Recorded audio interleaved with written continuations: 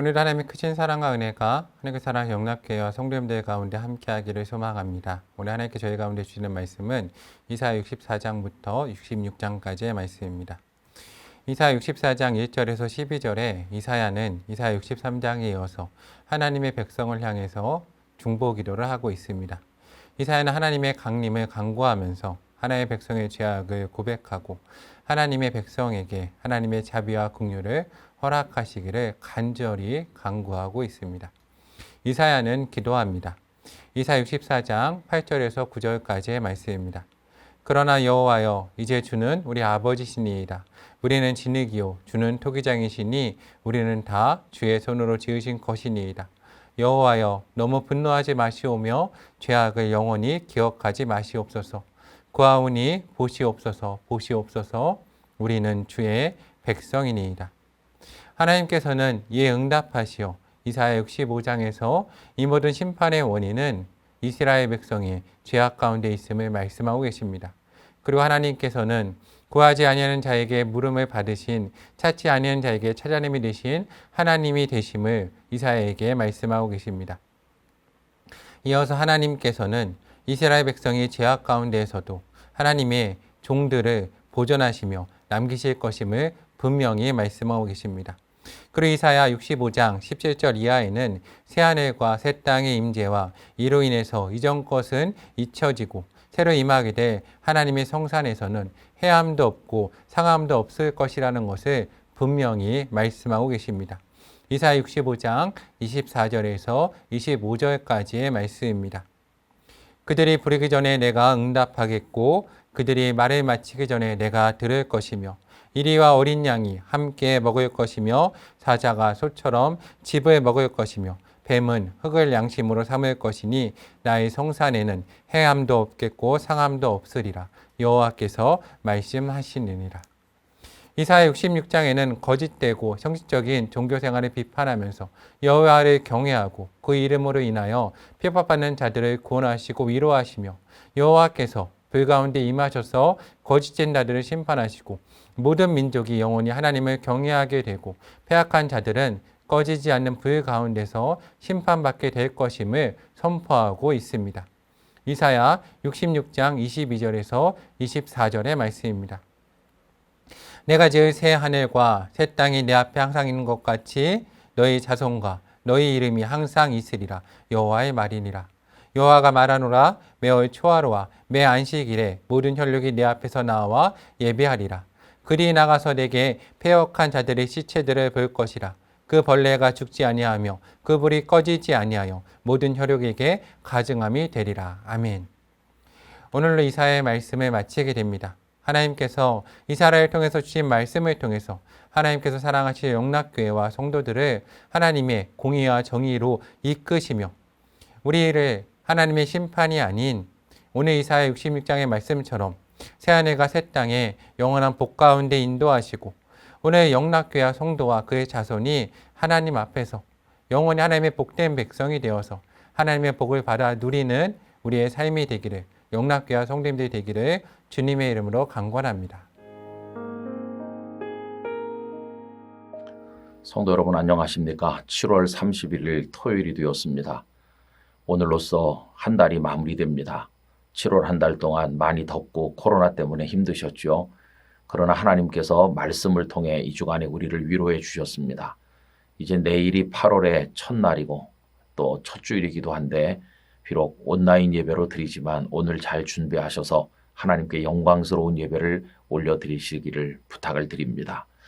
오늘 이사야서의 마지막 부분을 읽게 되는데 그 중에서 오늘은 64장 8절 말씀을 묵상하고자 합니다. 그러나 여호와여, 이제 주는 우리 아버지시니이다. 우리는 진흙이요 주는 토기장이시니 우리는 다 주의 손으로 지으신 것이니이다. 아멘. 63장 15절부터 64장까지는 선지자가 애타는 마음으로 하나님 앞에 올리는 기도입니다. 나라가 멸망해서 힘든 상태에 있으니 하나님 능력으로 강림하셔서 구원하시고 도와주십시오라는 기도를 연속으로 드립니다. 64장 11절 이하를 읽어드리면 이렇습니다. 우리 조상들이 주를 찬송하던 우리의 거룩하고 아름다운 성전이 불에 탔으며 우리가 즐거워하던 곳이 다 황폐하였나이다. 여호와여, 이 일이 이러하거늘 주께서 아직도 가만히 계시려 하시나이까? 주께서 아직도 잠잠하시고 우리에게 심한 괴로움을 받게 하시려 나이까? 라고 하나님 앞에 기도를 드립니다. 여러분, 하나님께서는 우상에 빠져서 하나님을 대적하던 백성들을 꾸지람하셨죠. 하나님의 진노로 그들을 치셨고 그들은 결국 바벨론에게 멸망하였습니다. 그래서 아주 초라해졌는데 64장 7절은 그들의 영적 상태를 다음과 같이 묘사하였습니다. 주의 이름을 부르는 자가 없으며 스스로 분발하여 주를 붙잡는 자가 없사오니 이는 주께서 우리에게 얼굴을 숨기시며 우리의 죄악으로 말미암아 우리가 소멸되게 하셨음이니이다. 주의 이름을 부르는 사람도 없고 주님을 붙들지도 않는데요. 영적으로 완전히 쇠락했어요. 나라만 무너진 게 아니라 희망 없는 백성처럼 널브러진 것을 이렇게 표현하였습니다. 여러분, 이토록 무너진 백성에게 무슨 희망이 있을까요? 다시 소망을 가져도 되는 것일까요? 바로 이 대목에서 이 선지자는 하나님 앞에 하나님께서는 토기장이가 아니십니까? 우리는 그 손에 지늘기 아닙니까? 이렇게 호소하는 것을 보게 되는데 그것이 오늘 본문입니다. 그러나 여호와여, 이제 주는 우리 아버지시니이다. 우리는 지늘기요 주는 토기장이이시니 우리는 다 주의 손으로 지으신 것이니이다. 무슨 말일까요? 토기장이신 하나님께서 원하시기만 하면 진흙덩어리인 우리를 다시 빚어 만들어서 새로운 존재가 되게 하실 수 있지 않습니까? 하나님만 우리를 빚어 만드시면 새로운 존재가 되는 게 아닙니까? 이렇게 호소하는 것입니다. 여러분, 이와 같은 내용의 말씀이 예레미야서에도 나오는 거죠. 예레미야 18장 3절에서 6절인데 예레미야가 토기장이의 집을 가서 보니까 깨진 그릇을 토기장이가 다시 만드는 걸 보게 됐거든요. 내가 토기장이의 집으로 내려가서 본즉 그가 농로로 일을 하는데 진흙으로 만든 그릇이 토기장이의 손에서 터짐에 그가 그곳으로 자기 의견에 좋은 대로 다른 그릇을 만들더라. 그때에 여호와의 말씀이 내게 임하니라 이르시되 여호와의 말씀이니라 이스라엘 족속아 이 토기장이가 하는 것 같이 내가 능히 너희에게 행하지 못하겠느냐. 이스라엘 족속아 지늘기 토기장이의 손에 있음같이 너희가 내 손에 있느니라. 아멘.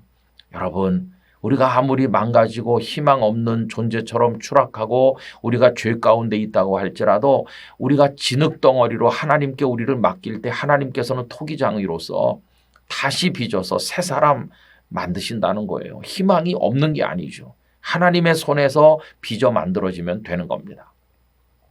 핍박자였던 사울 같은 사람을 하나님 다시 빚으시니까 위대한 복음의 사람 바울이 되지 않았어요.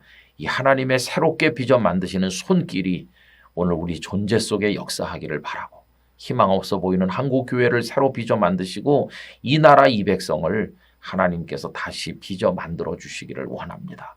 하나님 부디 우리를 새로 빚어 주시옵소서.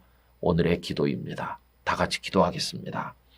전능하신 아버지 하나님, 망가지고 추해지고 추락한 저희들을 버려두지 마시옵시고 토기장이 되시는 하나님의 능력의 오른손으로 저희들을 새로 빚어 만들어 주시사 희망 있는 하나님의 백성으로 살아가게 하여 주시옵소서. 주 예수님의 이름으로 기도드리옵나이다. 아멘.